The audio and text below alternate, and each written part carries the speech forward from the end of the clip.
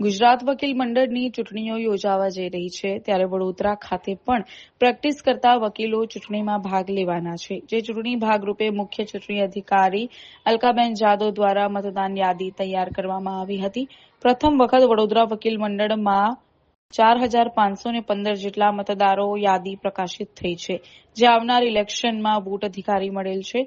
પહેલી વખત જ ઐતિહાસિક આંકડો છે। ક્યારે પણ આટલી મોટી મતદાર યાદી પ્રકાશિત થઈ નથી, પરંતુ પ્રથમ વખત એક મહિલા ચૂંટણી અધિકારી જવાબદારી એક મહિલા એડવોકેટને સોંપવામાં આવી છે। આજે વકીલ મંડળ તમામ આનંદ વાત કહી શકાય। આવનાર દિવસોમાં હવે 1 તારીખ ચૂંટણી ફોર્મ વિતરણ થશે, જે 5 તારીખ સુધી ઉમેદવાર તેમનું ફોર્મ નોંધાવી શકશે। આ સમગ્ર બાબતે ચૂંટણી અધિકારી હિતેશ ગુપ્તાએ મીડિયાને જણાવ્યું હતું।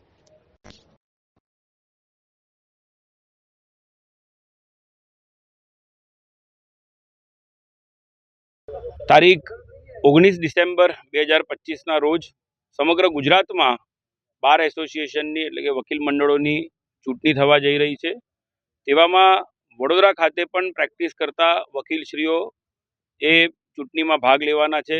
જે ચૂંટણી પ્રક્રિયાના ભાગરૂપે મુખ્ય ચૂંટણી અધિકારી જે છે, મુખ્ય ચૂંટણી commissioner Shrimati senior advocate Alkaben જાદવના નેજા હેઠળ એક મતદાર યાદી તૈયાર કરવામાં આવી હતી, જેમાં પ્રથમ વખત વડોદરા વકીલ મંડળમાં 4515 જેટલા મતદારોની આજે યાદી પ્રકાશિત થયેલી છે, કે જે આવનાર ઇલેક્શનમાં વોટ અધિકાર એમને મળેલો છે।